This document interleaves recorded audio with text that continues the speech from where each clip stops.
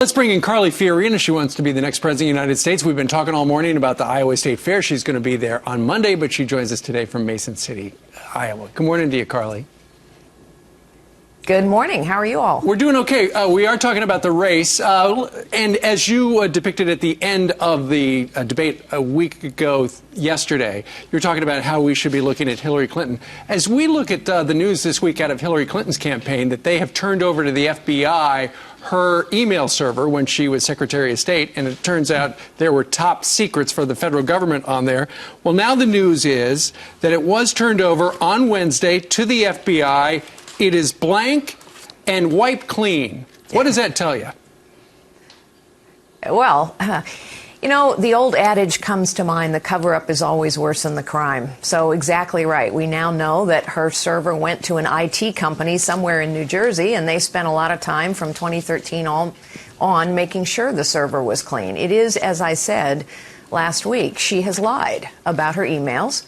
She has lied about her server. She also lied about Benghazi. But the more we hear, the worse this gets. Is it criminal?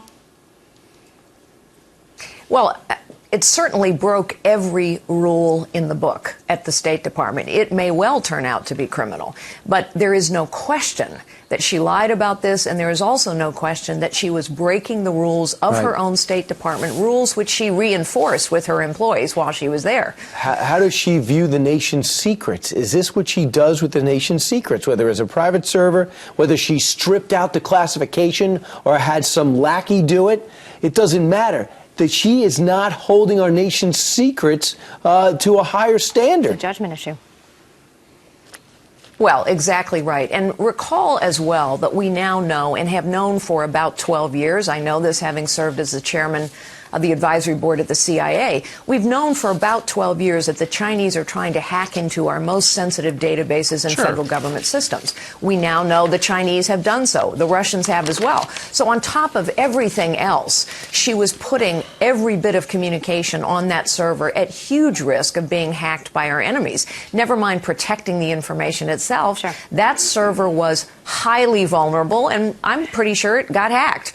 Could be right. Carly, let me ask you this. First of all, you had a powerful op-ed. Your latest one says the status quo just is not working for women or any Americans, by that matter. Is this why, in your opinion, why Donald Trump, Ben Carson, and you are doing so well in the polls? Well, you know what? People are tired of professional politicians. People are tired of politics as usual. Whatever your issue, whatever your cause, whatever festering problem you hoped would be resolved, the political class has failed you. That's true. And so now what people are saying is we need a different kind of leadership that can actually translate a fancy speech into real results for the American people. I agree with that. It's why I'm running for president. And I think we need a leader in the White House who understands how the economy works and how the world works, what technology is capable of, as well as how to cut a bureaucracy, which is what our federal government has become, a bloated, inept, corrupt bureaucracy, how to cut it down to size and hold it accountable. Newt Gingrich, former Speaker of the House, Carly, was on with Sean Hannity last night, and they were talking about why Donald Trump is resonating with voters, and a lot of this applies to you as well. Listen.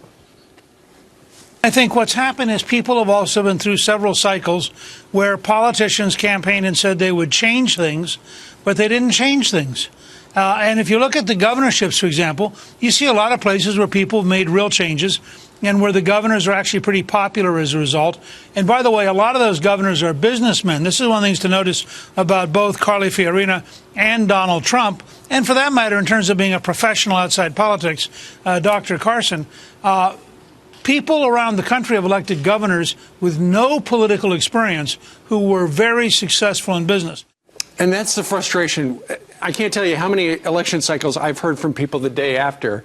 And then 6 months later, it's like we elected somebody we thought was going to get something done in Washington. They went to Washington and nothing changed. That's exactly right. And how long have we been talking about an insecure border? 30 years. We talk about it every election cycle. It's still not secure. How long has the Veterans Administration been a stain on our honor? At least 20 years. So how long have we been talking about tax reform forever and ever, and now we're still talking about defunding Planned Parenthood? What do you do about it? What is your plan to fix that, change the status quo, and implement some policy? Where do you stand?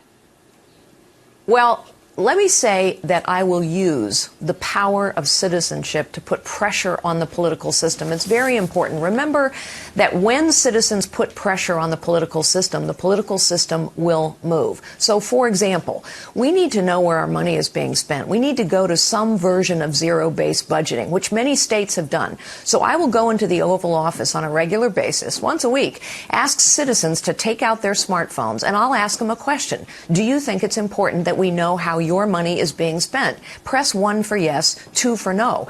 That technology exists. And the impact of that technology is to harness the power of the citizenry to be engaged in the process of their government and push on politicians. We know that politicians respond to pressure.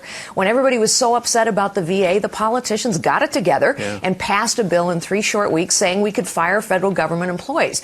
So we need to harness that power of citizenship. And it's why I say to every group of voters I talk to, this will require leadership, but it will also require citizenship. Every problem we have can be solved, but we need a different kind of leader in the White House, and we need to engage citizenry once again in the process of their government. Well, most people look for you to be on the main stage in September at the next debate, and it's done purely on your performance.